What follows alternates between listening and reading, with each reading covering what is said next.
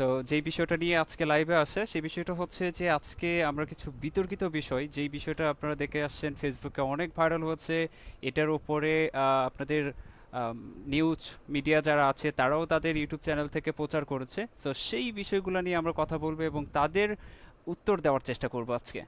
আজকে যে বিষয়গুলো নিয়ে কথা বলবো সেটা হচ্ছে আমরা রিসেন্টলি একটা ভিডিও দেখেছি যেটার মাধ্যমে পুরো বাংলাদেশে এই বিষয়টা ছড়িয়ে গেছে।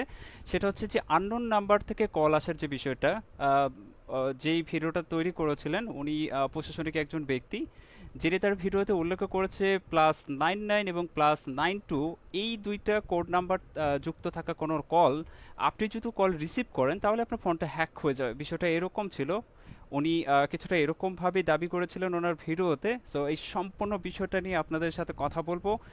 এই বিষয়টাকে একদম পরিষ্কার করার চেষ্টা করব যে আসলে কি, কতটা সত্য কতটা মিথ্যে, এই বিষয়টা আসলে সম্ভব কিনা। আমরা আজকে লাইভে সরাসরি কল করতে চলেছি এবং আপনাদের এই বিষয়টা একদম পরিষ্কার করে দেওয়ার চেষ্টা করবো ইনশাল্লাহ। তো আপনাদের কাছে প্রশ্নটা থ্রো করতে চাই, সেটা হচ্ছে যে এই যে কল রিসিভ করলে ফোন যে হ্যাক হয়ে যাবে, এটা আপনি আপনার সাইড থেকে কিভাবে দেখেন? এটা কি আদৌ সত্য? ঘটনাটা কি ছিল? ঘটনা ছিল বাংলাদেশের এমন একজন প্রশাসনিক ব্যক্তিকে ঘিরে একজন পুলিশ কর্মকর্তা যিনি ফেসবুকে কন্টেন্ট ক্রিয়েট করতে এসে ছড়িয়ে ফেলেন এক মহাদানবীয় গুজব, ছড়িয়ে ফেলেন ভীতি, আর একজন প্রশাসনিক ব্যক্তির মুখের কথা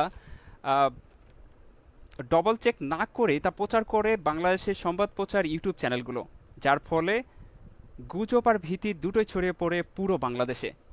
কি মনে করেন যে এটা প্রচার করার মাধ্যমে একটা ভুল তথ্য পুরো বাংলাদেশে ছড়িয়ে যাওয়ার ফলে পুরো বাংলাদেশের মানুষ এখন ভীতির ভিতরে আছে বা এই বিষয়টা নিয়ে তারা এখন সংকোচ বোধ করছে? ভিডিওতে সেই পুলিশ কর্মকর্তা কি বলেছিল? উনি দুটি নির্দিষ্ট নাম্বারের কান্ট্রি কোড উল্লেখ করে বলেন যে এমন নাম্বার থেকে কল আসলে আপনি কল রিসিভ করবেন না, রিসিভ করলে আপনার ফোন হ্যাক হয়ে যাবে। এ কথাটা উনি বলেছে ওনার ভিডিওতে। এবং আপনার ফোনের সব চলে যাবে হ্যাকারের কাছে, এমন কথা উনি বলেছে যে কল রিসিভ করলে আপনার ফোন হ্যাক হয়ে যাবে, আপনার ফোনের সকল তথ্য চলে যাবে হ্যাকারের কাছে। একই সাথে উনি এই কথাটাও বলেছে আপনার ফোনের লকের পিন, আপনি যে ফোনটা লক করেন সেই পিন এবং প্যাটার্ন জেনে যাবে হ্যাকার। টেক মাই টিউন, হ্যাঁ একমত বলেছে, ধন্যবাদ রেদন সাহেব।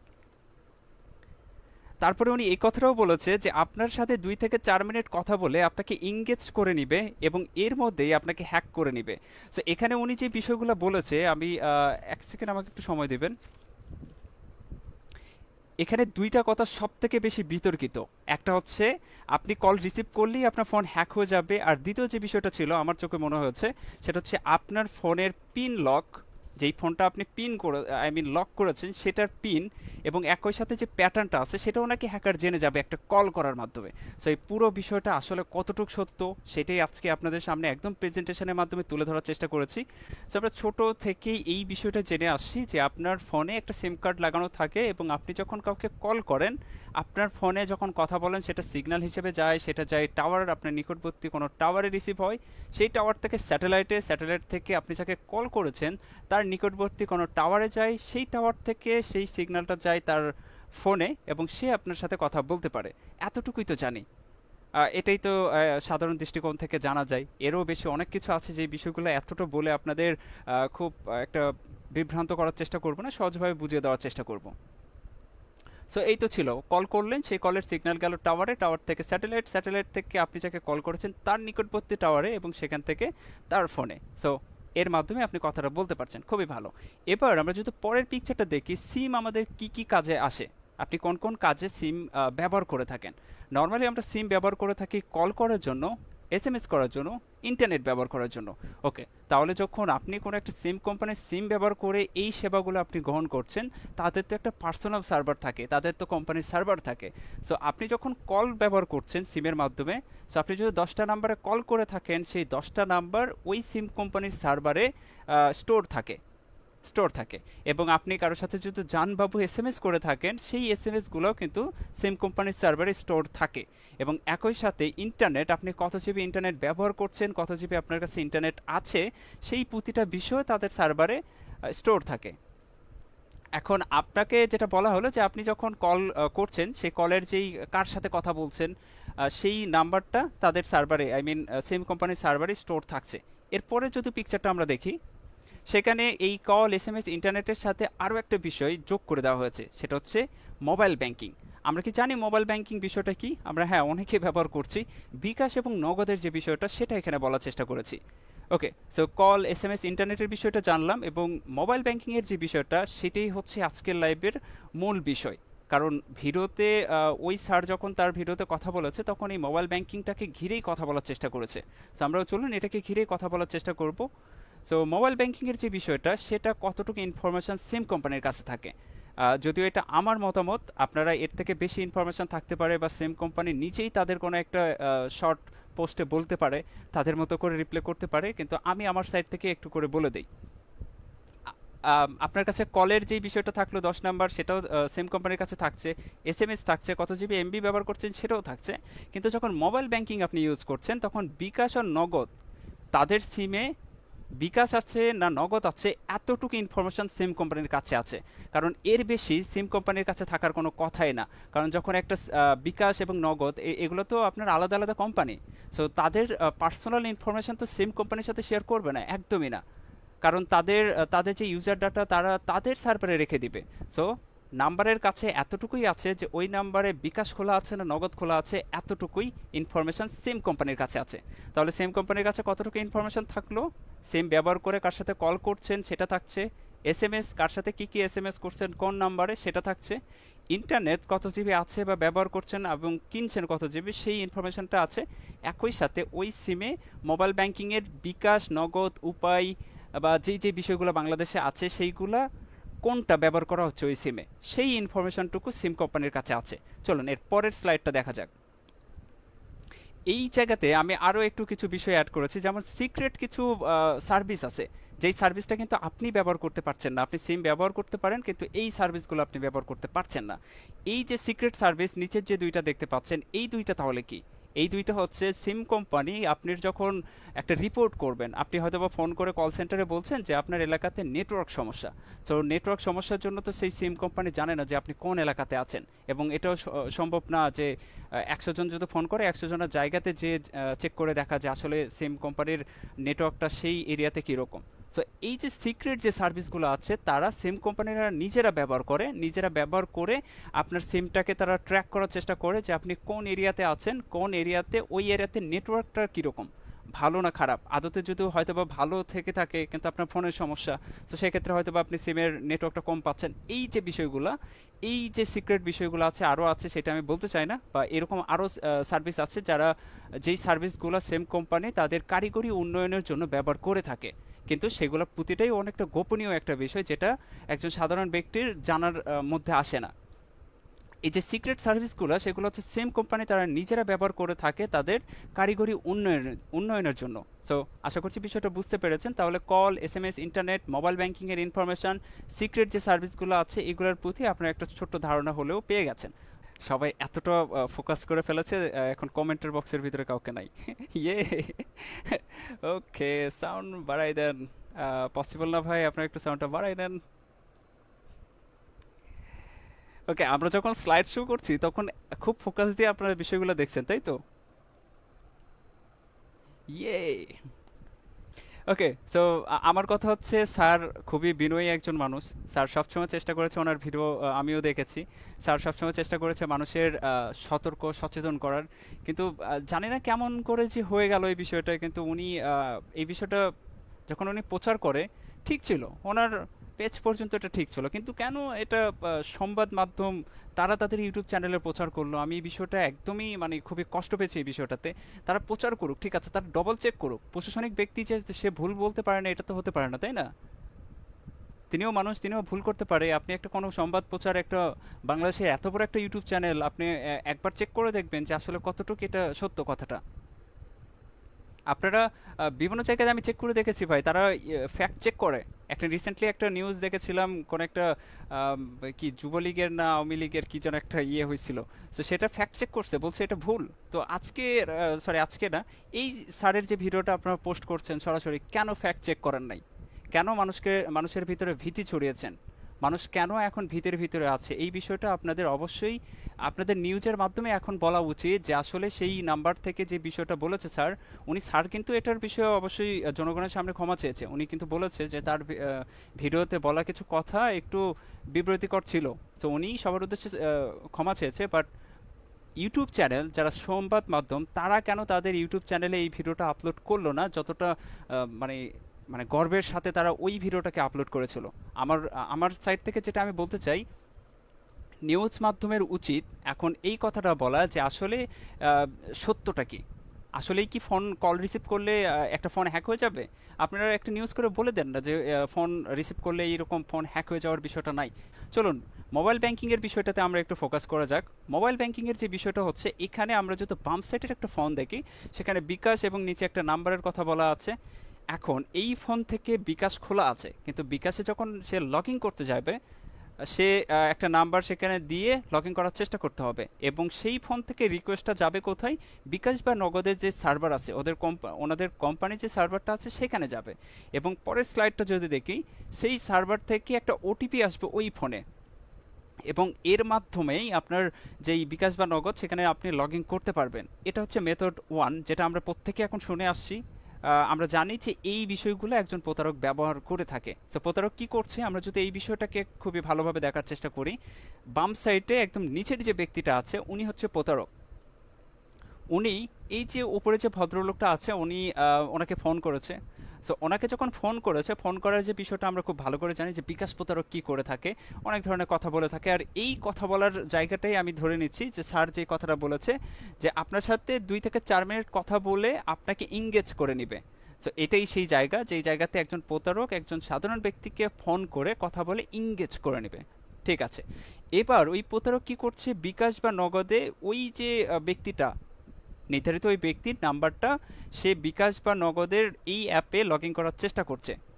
চেষ্টা করার ফলে এই যে রিকোয়েস্টটা সেটা যাচ্ছে বিকাশ বা নগদের সার্ভারে, এবং সার্ভার থেকে যে ওটিপিটা যাবে সেটা তো অরিজিনাল ব্যক্তির ফোনে চলে যাবে। হ্যাঁ, অরিজিনাল ব্যক্তির ফোনেই গেছে, এখানে আমরা সেটাই দেখতে পাচ্ছি।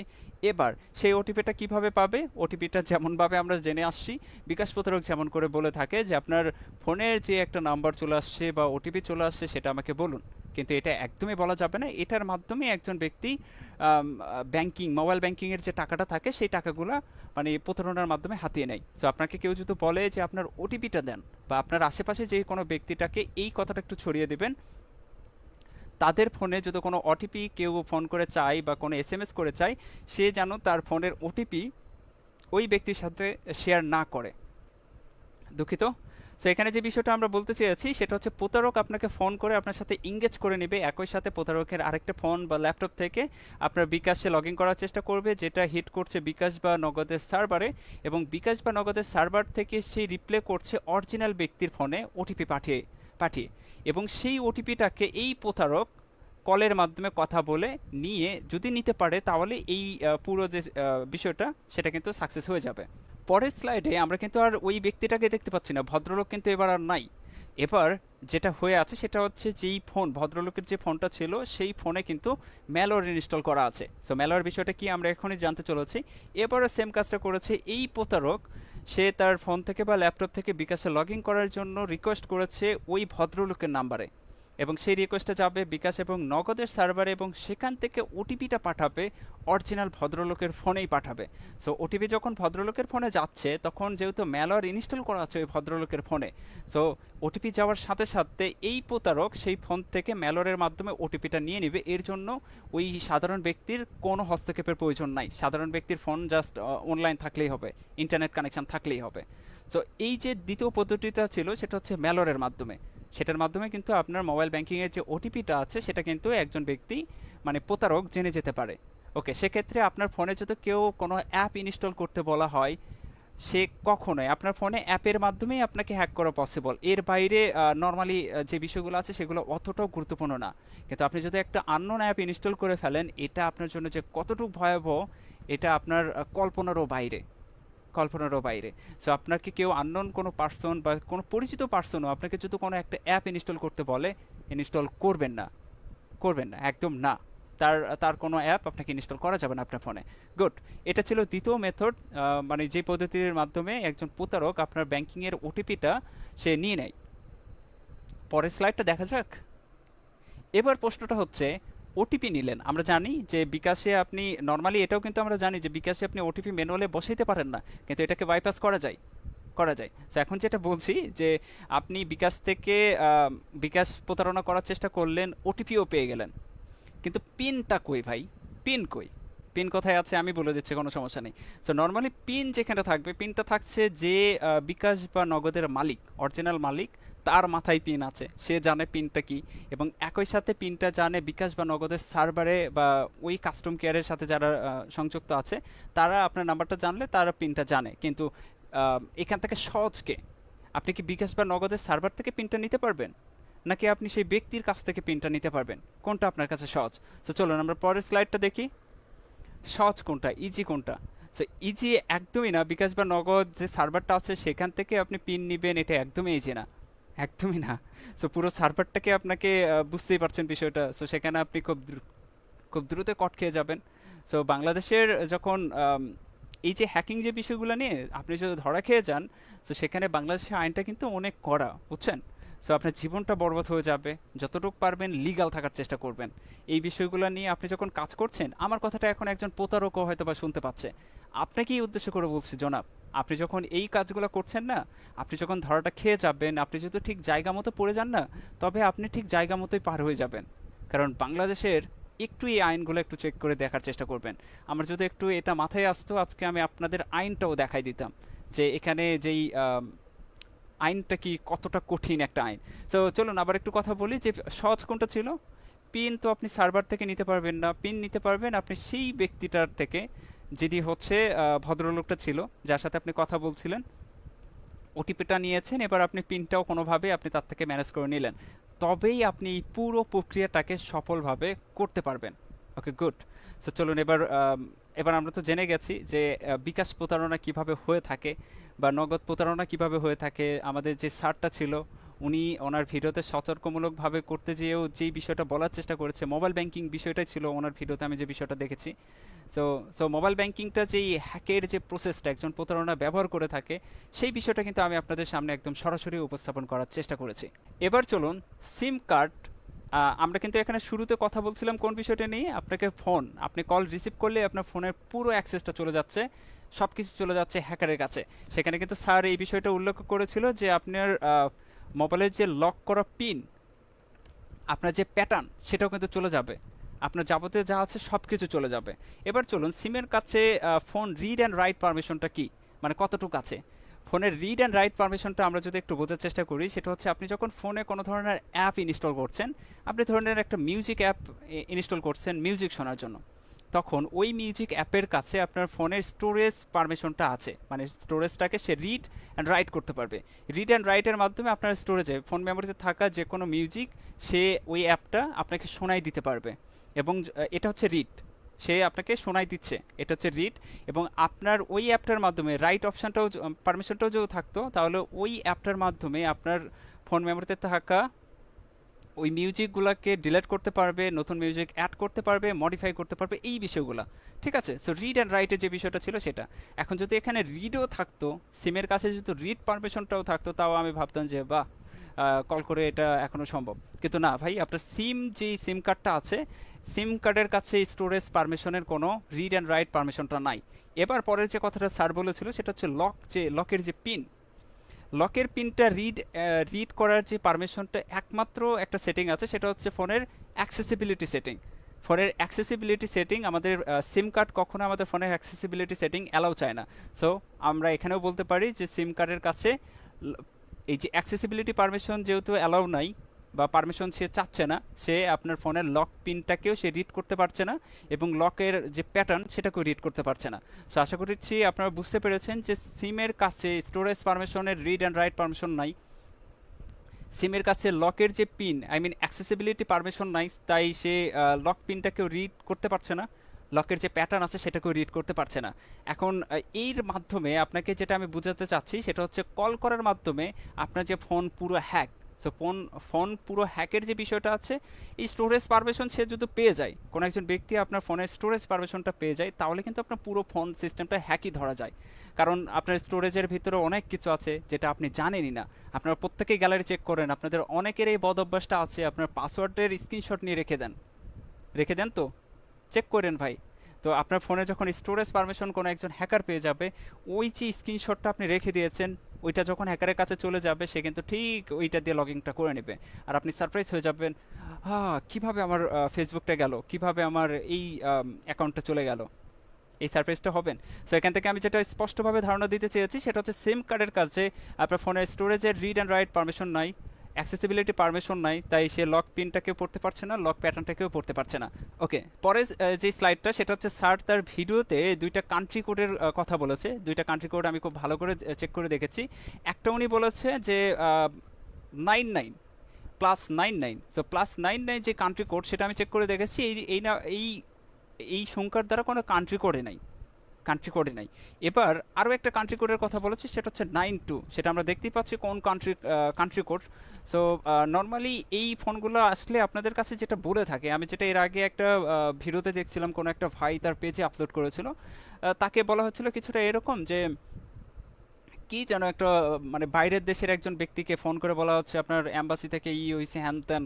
সো এই বিষয়গুলোর জন্য প্রবাসীকে টার্গেট করা হতে পারে, বাট বাংলাদেশিকে আমার মনে হয় না যে এরকম কিছু আসবে। তারপরেও আমি আবারও বলছি, আপনার ফোন থেকে যদি কেউ কখনো ফোন করে বা এসএমএস এর মাধ্যমে আপনার ফোন থেকে কোনো নাম্বার সে চায়, কোনো পিন সে চায়, কোনো ওটিপি, কোনো কোড সে যদি চায়, ডিরেক্ট তাকে কোনো ধরনের পিন, ওটিপি, নাম্বার কখনো লিখে দিবেন না বা মুখে বলবেন না, কাউকে না। সে যত বড় আপনার বিষয়টা হয়ে থাক, আমরা এই বিষয়গুলো নিয়ে অফলাইন সেমিনার আমরা করতে যাচ্ছি, সেখানে আরও বিষয়গুলো ডিটেলসে বলার চেষ্টা করব। তবে আজকে এতটুকুই বলছি, সেটা হচ্ছে আপনি যদি বাঁচতে চান এই প্রতারণাগুলোর জায়গা থেকে, তাহলে আপনাকে যদি কেউ ফোন করে, আপনাকে যদি কেউ এসএমএস করে, তাকে কখনো আপনার কোনো পিন নাম্বার বা কোড যেইগুলো আসবে, ভেরিফিকেশান বা ওটিপি যেটা ওয়ান টাইম পাসওয়ার্ড, এই বিষয়গুলো কারোর সাথে শেয়ার করবেন না, ঠিক আছে? তাহলে আপনি আশা করছি যে সুরক্ষা বা সতর্কতার জায়গা থেকে আপনারা অনেক ভালো জায়গাতে থাকবেন।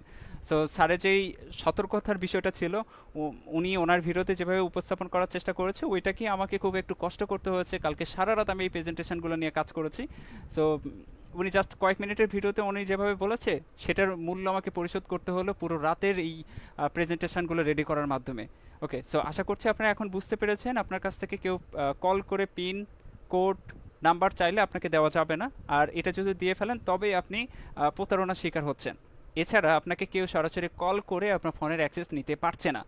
একদম কমপ্লিট বিষয়টা। এখানে আমি বলে রেখেছি যে সিমের কাছে ফোন রিড অ্যান্ড রাইটের পারমিশন নাই, তাই কল রিসিভ করলে মোবাইল হ্যাক হয়ে যাবে, এটা ভুল তথ্য। হ্যাঁ, আমি আমার সাইড থেকে দাবি করলাম এটা ভুল তথ্য। যদি এরপরেও যদি কেউ থেকে থাকেন, আপনি আমাকে একটু বুঝিয়ে বললেন যে ভাই আপনি কিভাবে এটাকে সঠিক করছেন। এর মাধ্যমে পুরো বাংলাদেশে গুজব এবং ভীতি ছড়ানো হয়েছে। হ্যাঁ, আমি এটাকে একদমই গুজব এবং ভীতি বলছি এই কারণ এটা একদম ভুল তথ্য ছিল। এর কারণে একজন তরমুজ ব্যবসায়ী, যে কিনা এত দামি তরমুজ বিক্রি করছে, তার তরমুজের দাম সে মোবাইল ব্যাংকিংয়ের মাধ্যমে নিতে যে যদি কোনোভাবে তার ভয় থেকে যায়। এখন বলেন তো ভাই, চট্টগ্রাম থেকে এই যে ঢাকাতে একজন ব্যক্তি, ঢাকা থেকে চট্টগ্রামে একজন ব্যক্তির কাছে যখন টাকা পাঠাবে, তাকে তো এই আর কি যে টাকাটা পৌঁছাতে দেওয়া সম্ভব না, তাই না? সো মোবাইল ব্যাংকিংয়ের মাধ্যমেই পাঠাতে হবে। সো সেই জায়গাতে ওই ব্যক্তি আর তো নিতে চাইবে না। সো কি কি দোষ করেছিল ওই ঢাকার ওই যে ব্যবসায়ী?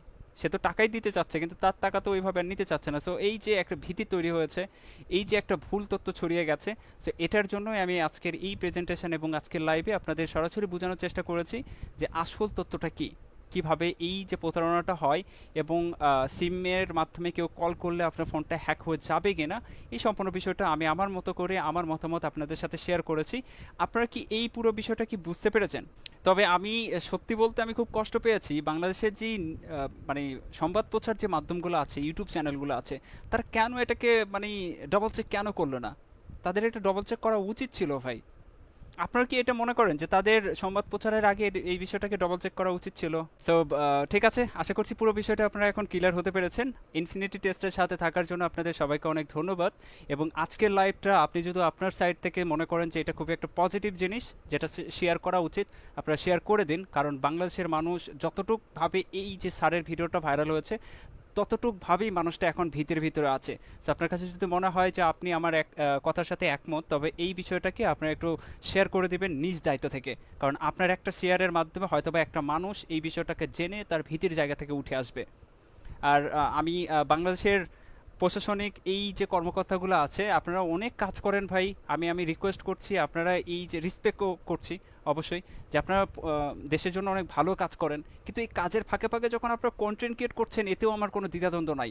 আপনি কন্টেন্ট ক্রিয়েট করেন, আপনার স্বাধীনতা আছে, কিন্তু আপনি যখন দ্বিধাদ্বন্দ্বে তখনই হয়ে যায়, বিতর্ক তখনই হয়ে যায় যখন আপনি আপনার ব্যস্ততার ভিতরে একটা তথ্য কভার করতে আসেন, ফেসবুকে কন্টেন্ট ক্রিয়েট করতে আসেন, এবং সেখানে এসে আপনি যখন তথ্যটাকে ঠিকমতো চেকই করলেন না, আপনি আপনার মতো বলে দিলেন। হাই প্রোফাইল পার্সনগুলোতে না এমনই হয়, আপনি একটা কথা বলেছেন, সেটা ডবল চেক না করলে সেটা খুবই মানে সত্য কথা, মানে খুবই সুন্দর মিষ্টি কথা একটা। সো সেটাকে আপনি যখন আপনার হাই প্রোফাইলের জায়গা থেকে এমন কথা বলবেন যে কথাটা একদমই ভুয়া এবং ভুল একটা কথা, সেই কথাটাকে যদি বাংলাদেশের আরও যেই নিউজ মিডিয়াগুলো আছে তারা যদি এই বিষয়টাকে কভার করে, সো একটা ভুল তথ্য পুরো বাংলাদেশে ছড়িয়ে যাবে। আপনি এই যে ভুল তথ্য ছড়ানো এবং এই গুজব এবং মানুষের ভীতি এবং মানুষের পরবর্তী যদি এই রিলেটেড কোনো একটা কেস আপনার কাছে আসেন, তবে আপনি নিজেকে মনে করবেন আপনি নিজে এই প্রতারণার জন্যে বা এই আহ, গুজবটার জন্য আপনি নিজে দায়ী। সো এটার জন্য আমি আপনাকে দায়ী করছি, এবং যারা নিউজ মিডিয়া আছে তারা যে এই ভুল তথ্যটাকে ডবল চেক না করে এইভাবে গণমাধ্যমে প্রচার করেছে, এটার জন্য আমি খুব মানে কি বলে ভাই, আমার খুব কষ্ট হয়েছে এই বিষয়টাকে। আমি আমার মতো করে বলে দিয়েছি, আপনারা বুঝে নিন যে আমি কি বলতে চেয়েছি। এবার আমি যে কথাটা বলতে চাই যে এটা কতটুকু সত্য, আমি আমার সাইড থেকে রিসার্চ করেছি। আপনাদের অনেক টেকনিক্যাল পার্সন আছে ভাই, অনেক মানুষ আছে, সব জানতো সমচের তো আমি আর না। সো আমার থেকেও যারা বড় বড় মানুষ আছে তাদেরও দৃষ্টি আকর্ষণ করছি, তারাও আসেন এই বিষয়টাকে নিয়ে রিসার্চ করেন, করে সঠিক তথ্যটা নিউজের মাধ্যমে পুরো দেশে আবারও ছড়াই দেন যে কতটা সত্য ছিল সেই কথাটা। তো আশা করছি প্রত্যেকে আমার কথাটা বুঝতে পেরেছেন। আমার সাইড থেকে আমি আমার মতামত শেয়ার করার চেষ্টা করেছি, এটা শুধুমাত্রই আমার মতামত ছিল। এখানে আমি একদম দাবি করছি না যে আমি যেগুলো বলছি সেগুলোই সত্য, ওগুলোই মানতে হবে, কিন্তু আমার রিসার্চ বা আমি যতটুকু আমার চেষ্টা করেছি সেই জায়গা থেকে আমি বলেছি। তো ধন্যবাদ সবাইকে আজকের এই লাইভে আমার সাথে যুক্ত হওয়ার জন্য। সবাইকে ভালো মানে সবাই অনেক ভালো থাকবেন, সুস্থ থাকবেন। কথা হচ্ছে পরের কোনো লাইভে, ততক্ষণ পর্যন্ত ভালো থাকবেন, সুস্থ থাকবেন। It's me mister Rakib, signing out.